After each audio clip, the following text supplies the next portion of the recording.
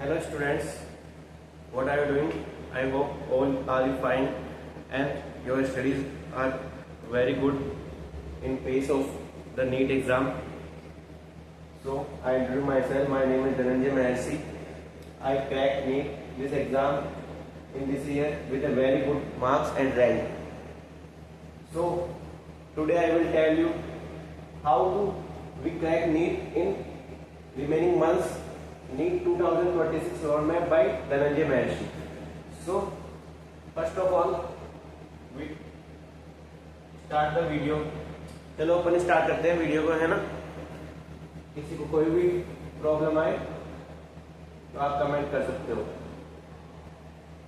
देखिए, road to AIIMS master plan to crack NEET 2026। आपको मैं एक बात बताऊं, मेरा भी नीट तो 2024 में बहुत ही कम मार्क्स से रह गया था।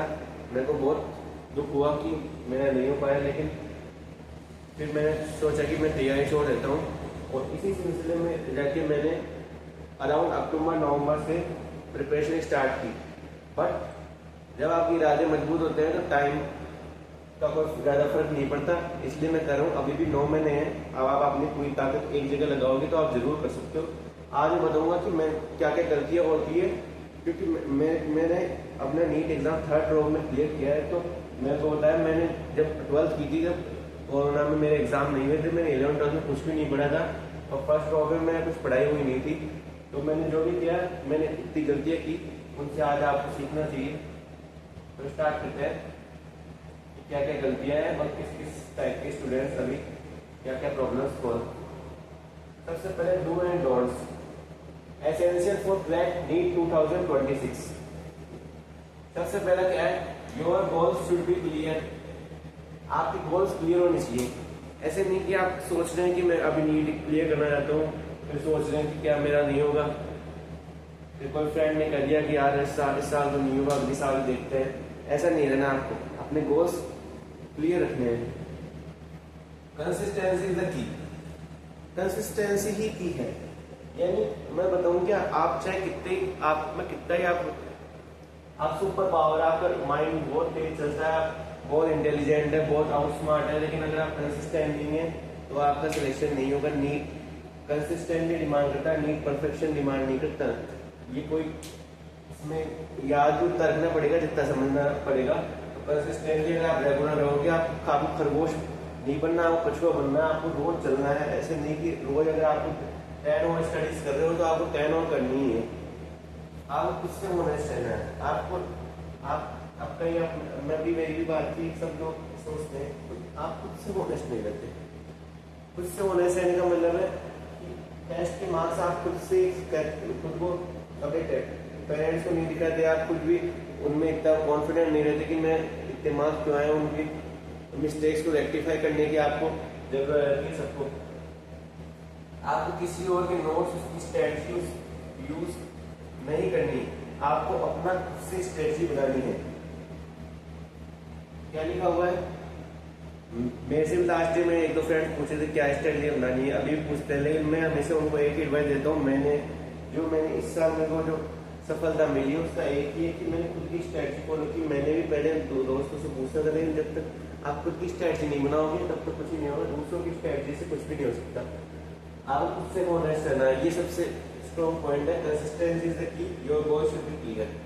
ये 4 पॉइंट अगर आपके क्लियर है ना, तो मेरे से गारंटी ले लो, आपका सिलेक्शन कोई नहीं रोक सकता। अब देखो 9 महीने बचे एग्जाम के, तो ऐसे में नहीं कि एक टाइप के स्टूडेंट हो, अलग अलग टाइप के स्टूडेंट हो। तीनों के बारे में मैंने कुछ वो बनाया कि इसको क्या करना चाहिए।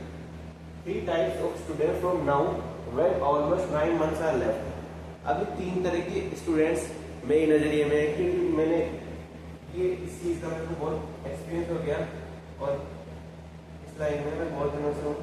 तो आपको पता है, जब आप ड्रॉप लेते हो तो आपको पता रहता है क्या मिस्टेक्स मैंने की थी, क्या नहीं की। देखिए, first problem of these students, पढ़ाई बढ़िया चल रही है, टेस्ट में मार्क्स आ रहे हैं, बट फिर भी ऐसा लग रहा है कि मेरा होगा या नहीं। सबसे पहली मिस्टेक कई स्टूडेंट्स के साथ हो रहा होगा।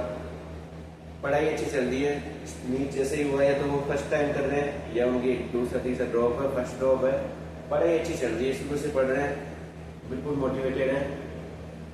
टेस्ट में मार्क्स में अच्छे आ रहे हैं, यानी जो एस मतलब स्कोर गिर गया था, लेकिन अपने हर तरीके के पेपर के लिए तैयार रहना चाहिए। टफ हो ईजी हो, ऐसे नहीं कि टफ आएगा तो मैं अच्छा करूँगा, ईजी आएगा तो डिफिकल्ट। और मुझे एक बात हमेशा याद रखना, जो पढ़ने वाले बच्चे होते हैं उनके लिए टफ पेपर हमेशा बेनिफिशियल होता है। किसी को लगा होगा कि इस बार एनटीए गलत किया, लेकिन एनटीए बिल्कुल सही किया था, क्योंकि इसी पेपर में है ना, जो वो 2-2 महीने वाले क्रैश कोर्स वाले हैं ना, वो भी आगे पूछ जाते हैं। टफ पेपर में इस बार देख लेना कौन आया क्रैश कोर्स से 2 महीने पढ़े। तो पढ़ाई बढ़िया चल रही है, टेस्ट मार्क्स आज भी आ रहे हैं, बट फिर भी ऐसा लग रहा है कि मेरा होगा या नहीं। तो इसका क्या सोल्यूशन?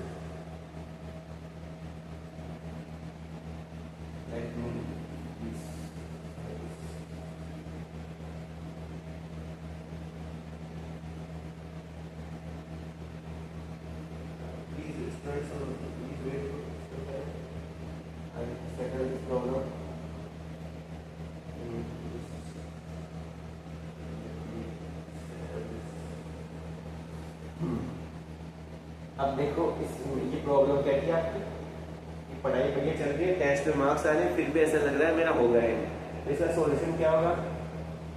ज़्यादा ओवरथिंक मत करिए। आप क्या लिखा हुआ है? ज़्यादा ओवरथिंक मत करिए। पेपर जैसा भी आएगा, इजी टफ मॉडरेट, आप अच्छा ही करोगे। अगर आपकी प्रिपरेशन सॉलिड है तो आपको सिर्फ एग्जाम हॉल में जाकर अपना माइंडसेट और टेम्परामेंट ठीक रखना है। अभी 9 मंथ्स है आपके पास। देखिए, पढ़ाई कर लिया आपने बढ़िया, आपकी पूरी तैयारी है। आपके टेस्ट में आप हमेशा फर्स्ट आ रहे थे, सेकंड आए थे, या आप टॉप 100 में थे। लेकिन मैं एक बात बताऊँ कि अभी मैं कोचिंग में था, मैं इस साल टेस्ट सीरीज मैंने सेल्फ स्टडी की थी और ऑफलाइन टेस्ट सीरीज ली थी। उससे पहले मैं आकाश में था और मैंने अपने और जर्नी PW से बहुत हेल्प की है। इस साल में मैंने मास्टर से पढ़ा था फिजिक्स और बाकी प्रोग्रेस सर से और रिलेटेड ये सब पढ़े थे। तो इसमें क्या होता है, देखो मैंने इस बार देखा कि हमारे जो कोचिंग में एक लड़का था, वो कई बार टॉप कर रहा था, लेकिन उससे क्या हुआ, जैसे उसने तक पेपर देखा इस बार, उसने सोचा कि क्या हो गया, हम दूसरे नहीं बन रहे। जबकि उसको ये नहीं पता चला कि मैं वो जितना आता है पहले मैं वो तो करूँ ना। माइंडसेट है ना, माइंडसेट और टेम्परामेंट है ना, अगर ये आपका ठीक नहीं है ना, तो मैं सच बता रहा हूँ, आप चाहे कितना पढ़ लो, आप कितने नंबर ले आओ टेस्ट में, लेकिन अगर आपका ये ठीक नहीं है तो आप उन 3 घंटे में बेटर परफॉर्म नहीं कर पाओगे। इसलिए आपको ये ठीक करना पड़ेगा। आप ये सब फर्स्ट मिस्टेक। दूसरी, अभी 3 मंथ्स पढ़ाई तो ठीक है, बट उतनी इफेक्टिव नहीं हुई, कंसिस्टेंसी मेंटेन नहीं की गई, एंड उतनी ट्यूशन प्रैक्टिस भी नहीं की, मार्क्स भी एवरेज या बिलो एवरेज चल रहे हैं। अब क्या करें हम? तो देखिए, आपकी ये सेकंड मिस्टेक हो सकती है। ये इस मिस्टेक्स का मैं आपको सॉल्यूशन बताता हूँ। देखिए, आपने जरूर 3 महीने कंसिस्टेंसी से पढ़ाई नहीं की, लेकिन आपने जरूर इन 3 मंथ्स को इतना यूटिलाइज नहीं किया, लेकिन आप अभी भी रेस से बाहर नहीं हुए हैं।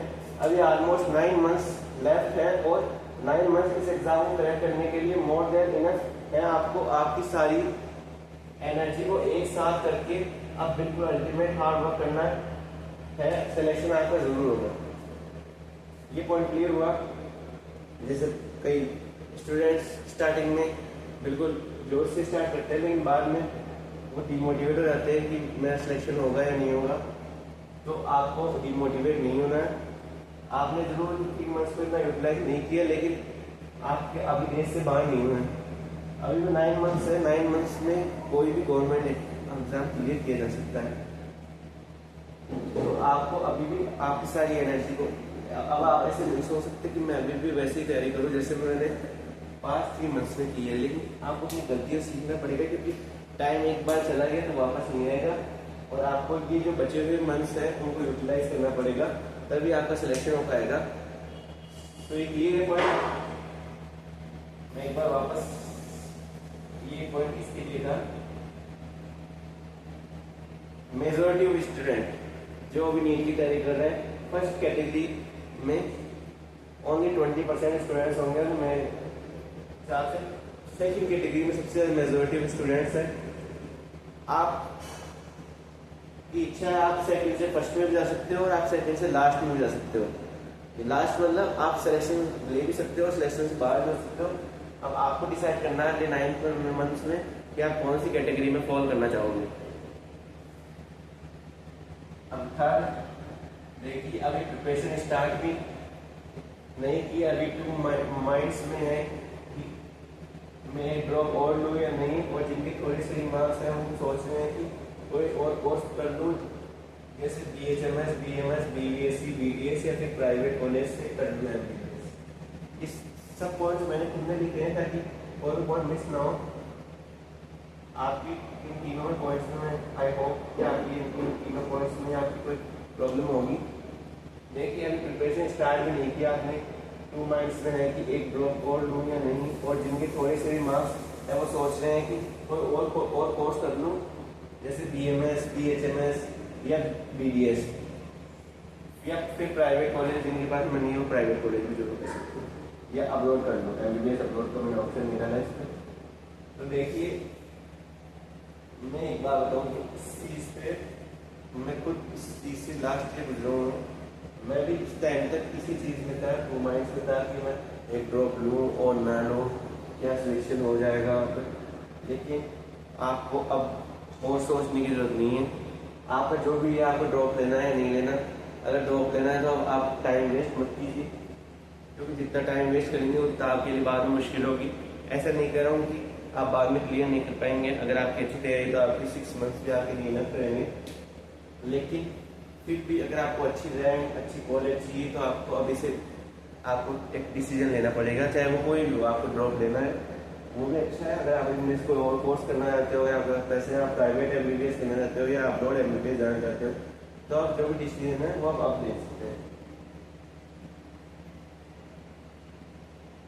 और इस ड्रॉप लेना है या नहीं इसका मैं सॉल्यूशन बताऊंगा नेक्स्ट पेज में।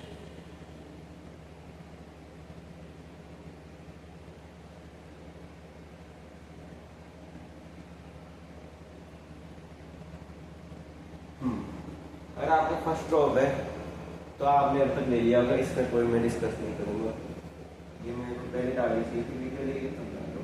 सेकेंड ड्रॉप है, अगर मार्क्स बिलो 300 है तो आपको सोचने की जरूरत है, तो आपको इसमें सोचने की जरूरत है। इसमें ये सेकेंड ड्रॉप अगर मार्क्स 200 320 के बीच है तो आप अपने हिसाब से चल कॉल लो, अगर खुद पर ट्रस्ट हो तो। अगर आपका सेकंड ड्रॉप है और आपके अभी भी 200 से 320 के बीच है मार्क्स, तो आप खुद कॉल लो अगर आपको ट्रस्ट है, क्योंकि अगर आप दो ड्रॉप में इतने मार्क्स नहीं बना पाए तो बहुत दिक्कत है। अगर आपका सेकंड ड्रॉप में 320 प्लस है तो आपको जरूर जाना चाहिए, क्योंकि आपने 320 प्लस इस टफ पेपर में कम नहीं किया।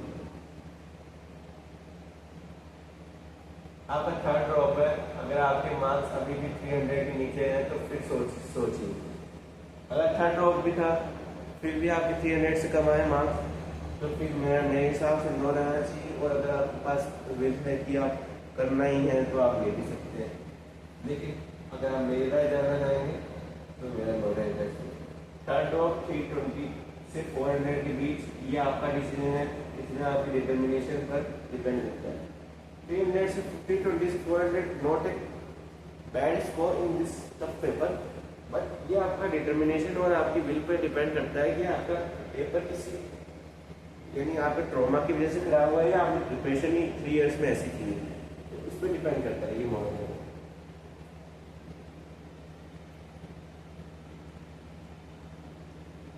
अगर थर्ड ड्रॉप में आपके 400 के प्लस है तो आप शॉर्ट जा सकते हो, क्योंकि आप 400 प्लस बहुत अच्छे मार्क्स हैं। और अगर आप 3 साल तैयारी कर ली है तो 1 साल के लिए आप कीमत आपको अगर डॉक्टर बनना है तो आप गवर्नमेंट अच्छी MBBS कॉलेज में जाना है तो आपको ये जरूर करना चाहिए। फोर्थ ड्रॉप इसमें आपकी और आपकी फैमिली पर डिपेंड करता है, अगर आप 400 से 500 नंबर पर हैं तो आप ले सकते हैं। फोर्थ ड्रॉप ये सबसे खतरनाक होता है, इसमें सोचने की सबसे ज़्यादा जरूरत होती है। और अब मैं बताऊँ अभी तक ज़्यादातर लोग जो अभी तक प्रिपरेशन स्टार्ट नहीं किए 2 मंथ्स में, वो थर्ड और फोर्थ ड्रॉप वाले हैं। फर्स्ट या सेकंड ड्रॉप वालों ने अभी तक जो सोच लिया होगा कि उन्हें MBBS अपलोड करनी है, नेक्स्ट ड्रॉप लेना है, वो उनकी सबकी समझ पे हिसाब है। लेकिन इन दोनों में सबसे मेन वो रहता है, मैं पिछली बार इसी के बीच अटक गया था कि थर्ड ड्रॉप लूँ या ना लूँ। फोर्थ ड्रॉप इसमें आपकी और आपकी फैमिली पर डिपेंड करता है, अगर आप 400 से 500 नंबर पर हो तो आप ले सकते हो।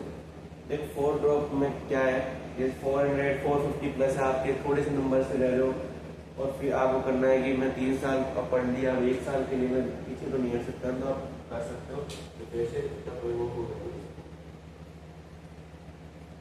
फोर ड्रॉप अगर आपके अभी भी 400 के नीचे स्कोर किया हो तो बिल्कुल भी मत लेना ड्रॉप। एक चाहे पेपर टफ था, आपका थर्ड ड्रॉप था, 3 ड्रॉप आपने निकाल दिए, अब आप 4 ड्रॉप लेने की सोच रहे हो लेकिन आपके 400 से कम मार्क्स है, तो मैं सजेस्ट नहीं करूँगा कि आपको ड्रॉप लेना चाहिए, क्योंकि और भी अच्छी लाइन्स है, इसके लिए आप BMS, BHMS, BOMS या आपके पास अगर मनी पावर है तो आप MBBS अब्रॉड प्राइवेट कॉलेज से MBBS कर सकते हो।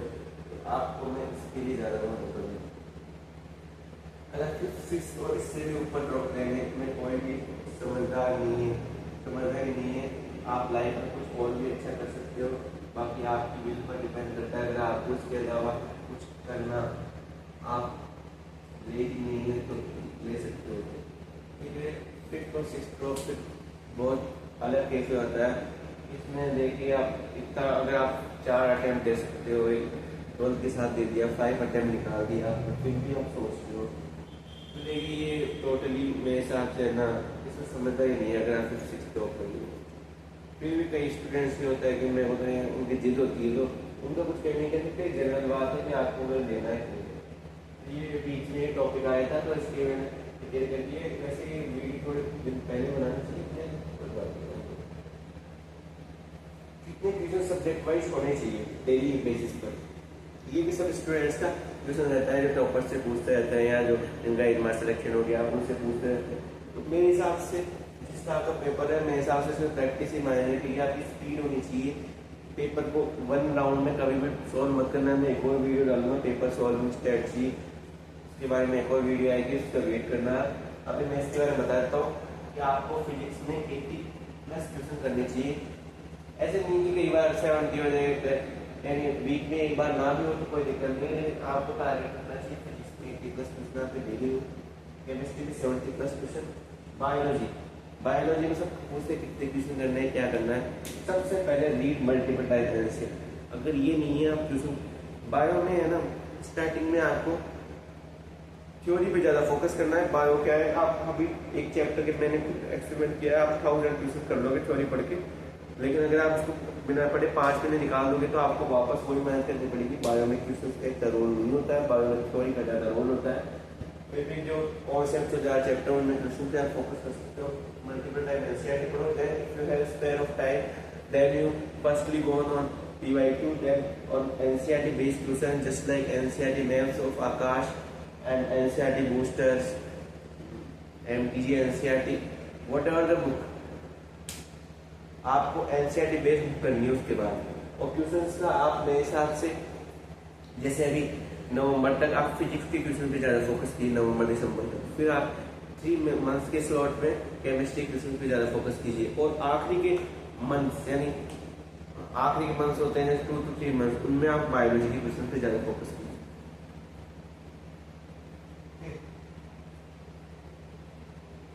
लास्ट पॉइंट है, इसके ऊपर मैं एक और सेपरेट वीडियो डालूंगा, इसमें भी देख लीजिए। टेस्ट एनालिसिस जैसे जो मैंने किया था, टोटल रॉन्ग क्वेश्चंस। अब तो आप ऐसे कर देते हो कि टेस्ट अच्छा नहीं गया, मार्क्स देख लिए, पेपर फेल दिया, आपके अगले टेस्ट में कम मार्क्स आएंगे। जब तक आप टेस्ट पेपर का एनालाइज अच्छे से नहीं करेंगे आपके मार्क्स इंप्रूव हो ही नहीं सकते, ये लिखा लो। अगर आप स्टार्टिंग में तो जरूर आप फेंक दोगे पेपर, अच्छी बात, बहुत ज़्यादा पढ़ लोगे तब तो आ जाएंगे, ये एंड में जाके आपको दिक्कत होगी। इसलिए आप स्टार्टिंग से इसको डाल दीजिए, एक कॉलम बनाइए, एक डायरी बना दीजिए, टोटल रॉन्ग क्वेश्चंस वो यहाँ पे लिख दीजिए। उसमें 3 कैटेगरी में, कॉन्सेप्चुअल एरर वो लिख दीजिए, सिली मिस्टेक वो लिख दीजिए, लैंग्वेज एरर वो लिख दीजिए। अब देखिए फिजिक्स में ये तीनों हो सकती है, केमिस्ट्री में भी ये तीनों हो सकती है, बायोलॉजी में कॉन्सेप्चुअल एरर भी हो सकती है, सिली मिस्टेक का बायोलॉजी में बहुत कम। अगर आपको नीट में अच्छे स्कोर करना है कॉलेज चाहिए तो सिली मिस्टेक को बहुत अवॉइड करना पड़ेगा, बायो में तो खास। और लैंग्वेज एरर भी बायो में थोड़ा बहुत गलत बात है। आपको बायो में कम से कम स्कोर अच्छा होना चाहिए आपको। मैं एक बार आपको बता भी देता हूँ कि कैसे मैंने किया था। मैंने अपने नोटबुक में किया था, लेकिन इस हिसाब से जैसे मैंने लैपटॉप में कई बार जैसे मेरा ये टेस्ट है,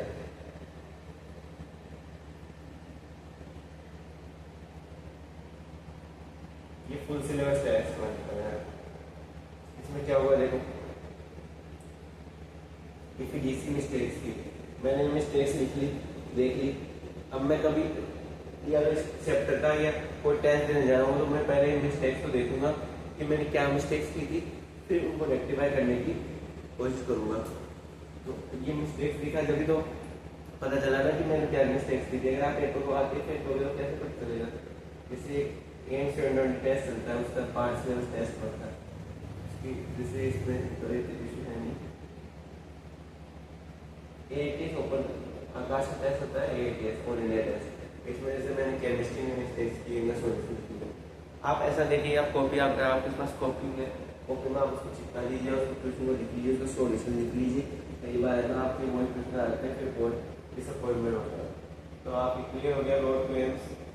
रोड में मैंने बता दिया। मैं ऐसी अच्छी बेनिफिशियल वीडियोस आपके लिए बनाता रहूँगा।